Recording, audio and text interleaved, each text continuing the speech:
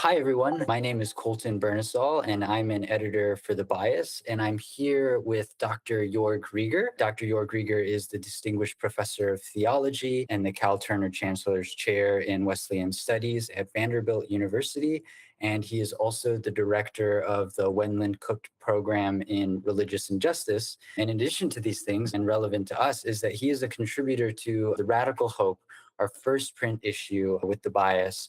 So today we're going to talk about his essay, which opens the issue. That essay is titled, "What Have Christianity and Socialism to Do with Each Other?" Joerg, thanks so much for taking the time to talk to us. Yeah, it's good to be with you, Colton. Looking forward to this. I want to begin with the opening of your essay, which is a reflection on the perceived incompatibility of Christianity and socialism. Why do you think it is that people pit Christianity and socialism against one another? The reason here, really very specifically, is that there has been pushback against socialism for a very long time. The other side is actually better organized. And so, a lot of the things that are in people's minds about socialism, they've picked up somewhere. It's not like they read any of the texts or they were thinking deeply through it. No, somebody told them socialism is bad for you. And then, of course, they also spread some myths or some half truths about socialism. So, when people hear socialism, not only do they think, oh my God, but they have very specific ideas of what's wrong with socialism. None of it is usually very helpful, but it's out there. And the fact that I find this actually in various parts of the world, so not just in the US, except though, yesterday I was talking to a socialist from Africa, from Kenya, actually, and he said, in the US, you have all this red baiting. We don't have this in Kenya as much. I mean, I don't know Kenya as well as I know many other places, but he felt it wasn't as big of a problem for him as it is in many other places that I know. I grew up in West Germany at the time when there was West and East Germany. So East Germany was the socialist part, West Germany, the capitalist part. And, just the stories I heard from teachers and parents and family and friends, a lot of them really didn't understand what was going on.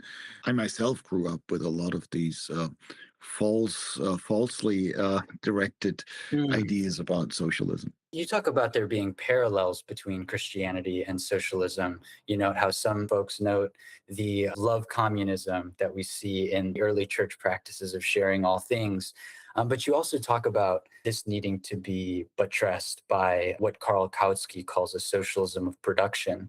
So I'm wondering if you could say a little bit more about not only the socialist sensibility of the gospel, but how to develop that sensibility into a politic that's capable of responding to capital as we encounter it today. This is really crucial, and it helps us to address one of the fundamental myths about socialism. Namely, a lot of people now, when they say socialism, they mean the welfare state, right? They mean Mhm. you're getting something for free or you don't have to work for something. Somebody gives you something, and that's socialism. Love communism in the literature means the early Christian community. This is in the book of Acts, chapters 2 and 4. You have these stories about the early Christians living together and sharing everything in common. That's sort of this love communism. Mhm. And guess what? I mean, that's part of the history, right? It probably goes back to the Jesus movement. I mean, Jesus and his disciples probably practiced some of this sharing as well. And so people think about socialism, then sharing welfare and all of this, which is important. That's one part of it. But the other part, this is the socialism of production that you just mentioned, is really equally important. And this is what people are not aware of. In other words, it's not just caring for each other, but it's also producing together, being active Mhm. together. So it's not just about being taken care of, welfare, it's also about agency. Everybody having something to contribute. In democracy, we say everybody has a vote, everybody's voice counts. That's the whole point of socialism in terms of the socialism production. Not only your voice, but also your labor, your work counts. And that's a huge difference that people don't realize. Socialism in this sense is always inherently democratic. And it is Mm, more democratic than capitalism. And this is what people don't realize. When you say capitalism, people think, oh, that's democracy. But the truth is, you really have to qualify and say, well, which capitalism is even democratic? Because right now we have a form of capitalism that is not that democratic. And so put mm, those two together. The old adage is to each according to their needs. That's the mm, welfare part. And the other one, the other half is from each according to their abilities. That's the production one. That's the activism. That's mm, the agency one. That's the contribution one. And so once you put those two together, you have something that's really exciting because it opens up a whole new perspective. Now, Karl Kautsky, who you mentioned over 100 years ago, wrote this book, The Foundations of Christianity, where as a socialist, he goes through the Bible and the early beginnings of Christianity and he reads them. And he says, well, in his judgment, Christianity has a lot of this socialism of sharing or distribution, I think sometimes it gets called, right? But not so much of the socialism of production. This is where I disagree with Karl Kautsky. In the Jesus movement, is not just about sharing and caring, it is really about production. So people are healed in order to be able to contribute, to make a difference. mm, People mm, are brought into movement. The poor are called blessed. Good news is brought to the poor. All of this means not just, you'll be taken care of and somebody will give you a hot meal, but you will no longer be poor. You will have some agency. That to me is really the exciting thing about mm. not only socialism, but also one of the big parallels to Christianity. I wonder if you could say a little bit more about the place of work in a Christian socialist theology or politics, because so many people think about socialism in terms of its distributive sense. And, there's certain traditions, I suppose, that might want to insist on the abolition of work writ large. It sounds to me that you're saying, no, there's actually a way of imagining work that is dignifying, that maintains equitable distribution, and still allows for meaningful participation and action. This is one of the core points, it seems to me, not only of socialist traditions, but also of the Christian tradition. Mm, Now, if you go back all the way to the beginning of the Bible, right, this is, by the way, a story that the Jewish, the Christian, and the Muslim traditions share in common. One of the creation stories is God making Adam from clay or from dust. That's shared in all three traditions. And then in Judaism and Christianity, it goes on saying that God also plants a garden. Well, what mm, that means is that God's doing the work, God's getting the divine hands dirty. I mean, think about it this way. If you think about God as a boss, could have easily called some potters to do the dirty work with Adam, or some gardeners to do the gardening work. Yet God gets the divine hands dirty. That's not just primitive thinking. There is some real value of work and labor here, and mm, that goes in. I mean, then Jesus gets born into the working class. I mean, why have Jesus born into the working class? Why not have the kid born into the ruling class? These folks were day laborers in construction, Jesus's family, that has some hardships, but there is also some agency there that we're oftentimes overlooking. So to me, those are some symbols in our religious traditions. Now, in my own work, I'm a theologian, so I do some of the more theological stuff too. I actually say that labor is the ultimate concern. There was a theologian, Paul Tillich, who, very philosophical, coined this notion of the ultimate concern and says theology, religion is about the ultimate concerns. And by that, he meant meaning and existentialism and so on. I turn Tillich from his head to his feet and I say, it's really about our contribution, the ultimate concern. Tillich at one point says it's a matter of being and not being. And I say, what's a matter of being and not being? Well, the fact that we're here is a matter of being and not being, and that comes from labor. The reproductive labor here comes first. In this case, if you're a mammal like you and I are, it's the gestational labor of your mother. That's the ultimate concern. There's no life without that for mammals, right?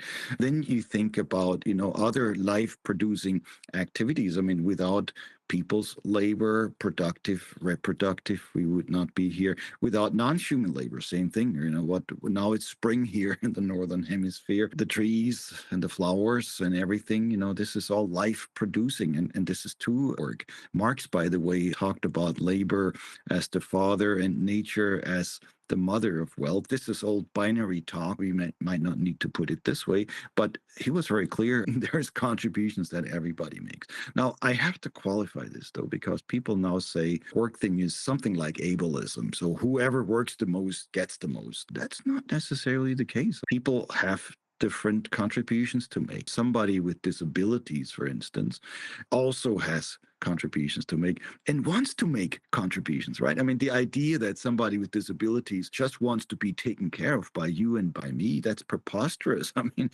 folks want to do something. They want to be active and engaged. They want to do something and they want to be valued. And so what I'm saying here is at the heart of this is people's agency that then gets valued.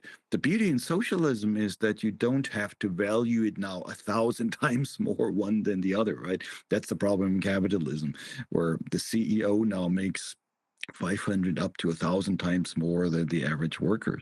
The investors make even more, by the way. It's not just the CEOs here. I'll give you one more. This is what will really surprise people. Socialism, I would argue, is more likely to get you to the American dream than capitalism. Why is that? People think capitalism is the American dream, but the truth is, it makes a few very rich, and most people it doesn't. I mean, that's very clear if you're outside of the US, but even inside the US, we're very clear how capitalism and the American dream don't work well together. While, of course, always telling people you too can pull yourself up by your own bootstraps. No, you can't. And the middle class is beginning to realize this. They're getting a little worried about this. Whereas in socialism, what you do doesn't necessarily accrue to huge amounts of anything, money or whatever. There's a connection between what you do and how you live your lives. So in that sense, if the American dream means you work hard, you'll reap the benefits. That's the point, right? We want to reap the benefits of our agency, rather have somebody else siphon off the benefits of what we do. So that may come as the biggest surprise, but I'm actually saying in this socialist economy, you have a better chance of actually making the American dream a reality than in the capitalist one. Socialism is not simply about austerity. There's a good life toward which meaningful participation through work, adequate distribution of material resources allows. In thinking about this, I want to think a little bit about the church. You mentioned earlier that part of the inability for socialism to take adequate strides in this country, certainly in ecclesial spaces and church spaces, is because the other side is better organized in creating stereotypical kind of boogeyman images of what socialism entails. So I guess I'm wondering, what is the place of the church in helping to organize toward this socialism of production? It's often very rare that we view congregants as a congregation of workers, or perhaps in church spaces where there are different kinds of congregants, a congregation where workers come together with owners of capital, with the CEO, with the owners of shares and of stocks. So I guess given this complicated encounter that happens in ecclesial and church spaces, how might we think about church as a place that can organize workers and congregants along these lines? Thanks for that question. That's a crucial one. And I think it really points again to the problems, because we have oftentimes used church and made it either into a religious club or into a bastion for the status quo. And this is why a lot of people are not going back anymore, not because they have lost faith or because they have lost respect for the holy, but they just don't believe the church is doing anything that makes a difference. Now, what is the church here? I would summarize it in a word that people might not expect is coming here, but I'd say the church is a place of solidarity. Solidarity with what, right? I'm going to say, well, divine solidarity, right? People in solidarity with God, God in solidarity with us. But what's that solidarity? Think about the Exodus from Egypt and what happens, the miracle of the burning bushes, God stepping out there in solidarity with the people, not with the empire. What if that were the church? You talked about the good life. I talk about the flourishing of life. What if this was the place of solidarity for the flourishing of life. People think this is sort of a modern liberal concept, but it's just as well, you can say it's an old evangelical one too, or an ancient one. I'm a Methodist, so recently I reread with some of my students John Wesley's sermon, The Scripture Way of Salvation, where he preaches on Ephesians in the King James Version. That passage reads, "Ye have been saved by faith through grace." Wesley says, this is what's going on here. It's not about life after death primarily. It is about living here and now so that it makes a difference. In the holiness traditions, this was about living a more sustainable life, living a more Mm, honest life, perhaps. This is the solidarity that comes together. And it's not individuals doing things, but it's everybody working together. The Apostle Paul figured that out in 1 Corinthians 12 when he talks about the church as the body of Christ. At the end, he says, if one member suffers, all suffer together with it. Uh, mm, that's the solidarity. Solidarity here is not just, here's a nice intellectual idea, but we understand that we're in this together. Love your neighbor as yourself here means understand that you're already in solidarity with your neighbor mm, rather than just, oh, you must love your neighbor or else. It's those kinds of things that come through the church. There's a natural solidarity then with God and people. And of course, then the church with the rest of the world too. So this is mm, not a holy club that's looking inside. It's the love of God that makes the church look to the outside. This is exactly what Wesley did in his own ministry, and what's the best of Methodism, even though unfortunately too much of Methodism forgot about that and it mm, became more moralistic and whatnot. But so now mm, think of it, church solidarity with people and the planet in such a way mm. that God's grace actually gets to transform things. Yeah, thank you for that. Toward the end of the essay, you talk about the shared atheistic sensibilities of both Christianity and socialism. There's this perception that socialism is the godless movement, but you actually counter that by inviting us to think about Christianity as engaging in its own form of idolatry critique against the gods of the Roman Empire. So I wonder if you could share a little bit more about that. A couple of years ago, I published a book, Jesus versus Caesar. If anybody's interested in what I just said about solidarity, that's in my more recent book, Theology in the Capitalocene, because people think we live in the Anthropocene, but we're really living in the Capitalocene. So theology in the Capitalocene. Jesus versus Caesar, the first chapter is on atheism as the heart of Christianity. I mean, that will shock people, right? Atheism, how could it be the heart of Christianity? Well, what I'm saying is the heart of Caesar's religion, imperial religion, is a sort of theism that always sees God on the side of power. That's the problem of a lot of theisms, basically the equation of God and power. And through 2,000 years of history, where that's exactly what happened. But I think about it this way. What we're seeing here is a theism that has gone awry. It's a Mm, theism that's imperial. It's a theism that is on the side of the dominant powers, whatever they are, whether that's medieval Europe, ancient Rome, colonial Britain, you name it, current US, that's the mistake. Now, the mm, Jesus thing here is exactly the opposite, because what Jesus does is question these dominant powers, question the power of Caesar, Moses questioning the power of Pharaoh. These are real critiques of idolatry, of mistaken theisms. No, mm, the Romans were not stupid. They got this early on, second century. They accused the Christians of atheism. And you think, why would the Romans accuse the Christians of atheism? Well, the Christians claimed they believed in a God, so no reason to accuse them of atheism, right? The Romans were religiously tolerant. Another reason not to accuse them of atheism, right? They say they believe in a God. Why don't you believe them? Well, the Romans claimed the Christians were atheists because they could not recognize their God in terms of their theism. Christian God was different from all the other dominant gods, whether that was the Roman gods, the Egyptian gods, the old Greek gods, they were all on top. The Christian God via Jesus was not on top. He mm, was killed on a cross. And the Romans actually felt this was not a valid theism. This was mm, atheism. mm, Christianity is atheistic in the sense that it rejects these dominant theisms in favor of something else. Now, that mm, doesn't mean that Christians don't believe in a God, but their God is so different that it doesn't mm, quite match. Rejecting dominant theisms, atheism in this sense, the way is open now to believe in other forces in the universe. And that's mm, what Jesus stands for. I mean, Jesus, in my theology, is not just a great prophet or a good organizer, but Jesus is also standing in for God. Jesus is God. And once you say that, all the Caesar gods go out the window, all the dominant theisms go mm, out the window, all the fascist gods go out the window. I've no idea what this would do to Christian nationalism, but imagine, right? If mm, the dominant, the dominionist theists now face this challenge put there by Jesus of Nazareth himself on the mm, cross in the resurrection. I mean, the resurrection is God's protest against theism too, right? mm, We just celebrated Easter. I mean, this is all extremely powerful stuff, as you mm. can see. The point is not let's backpedal from some critique of theism. No, let's embrace it and see what else is out there. And this is, I think, where Christianity really can help us rethink not just Christianity itself and the church, but it helps us rethink religion as such. What's religion? It helps us rethink the world. It helps us rethink God. And then not only rethink it, but experience it in different ways. That's the exciting Mm, thing, right? There's something there. Imagine we embrace that. What would happen? Let's see what is happening where that alternative is embraced.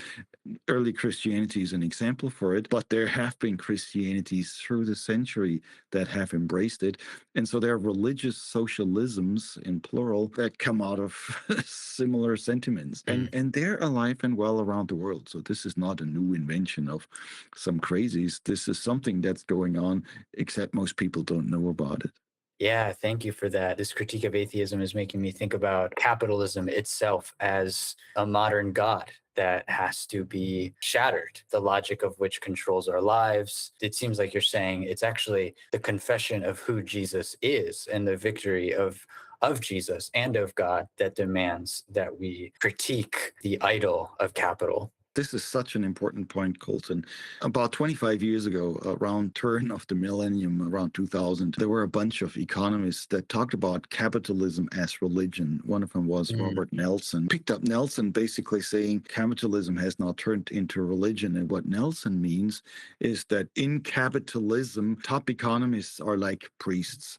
In other words, they preach, they keep big ideas before people without testing them. So mm, a rising tide lifts all boats is one of these beliefs that's been out there for a long time since President Kennedy. That has always been believed, but never tested because it's not true. A rising tide does. mm, Now a lot of people drown when the tide rises, and depends on mm, what kind of boat you're in and so on. Nelson is saying this is what capitalism has become and this is religion. And I'm pushing back and I say, well, this is bad economics just to embrace these big statements without testing them, but it's also bad religion. Just mm, embracing stuff, believing stuff without testing it, and then something bad happens in people's lives and they say, how could God let this happen?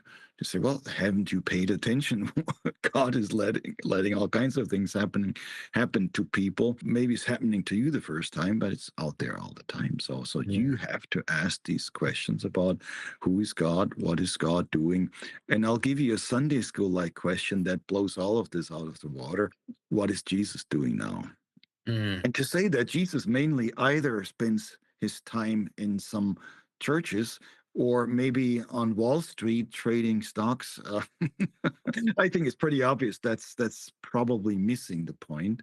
But now you ask the question, what other economies are there? mm, What's the economy of Jesus? I'm not interested really all that much in bureaucracy. That's another misunderstanding of socialism, that it's state bureaucracy, that it's mm, mm, totalitarianism. It's all run from the top.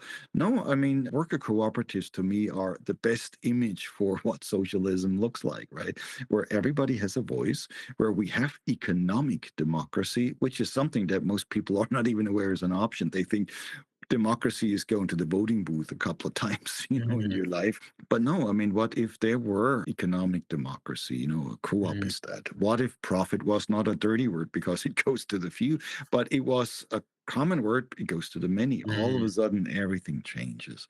So rethinking socialism in those spaces, I think, could also be very exciting. And so then it's no longer this top-down religion where you just have to believe the bosses, but you now test for yourself. You now ask your own questions. You now are able to make some of your own decisions. All of that comes together. And as you can see, this changes your economy, it changes your politics, and I'm a theologian. I really want to know this. It changes your religion. Not somebody from a pulpit telling you what to believe, but you're now out there testing for yourself what works and what doesn't. yeah. Thank you. Thank you. This has been a rich conversation.